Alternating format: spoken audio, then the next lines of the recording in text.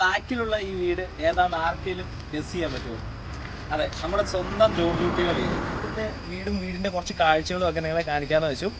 അപ്പോൾ നമുക്ക് ജോർജ് കുട്ടിയുടെ വീടൊന്ന് കണ്ടാലോ? ഓക്കെ.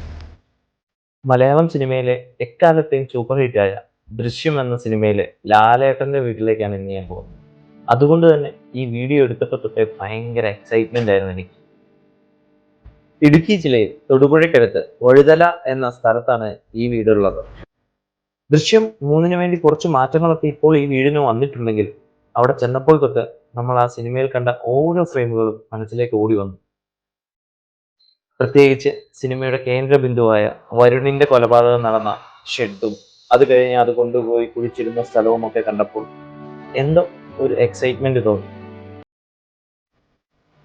ജസ്റ്റ് വീടിന് മുമ്പിൽ നിന്ന് കുറച്ച് ഫോട്ടോസ് എടുത്തിട്ട് പോകാൻ വന്ന ഞങ്ങളെ കണ്ടപ്പോൾ തന്നെ അകത്തേക്ക് വിളിക്കുകയും ഇവിടെ നടന്ന ഓരോ ഷോട്ടുകളും ഓരോ ഫ്രെയിമുകളും വളരെ മനോഹരമായി പറഞ്ഞു തരികയും ചെയ്തു വീടിന്റെ ഉടമസ്ഥൻ കൂടിയായ ജോസഫേട്ടൻ.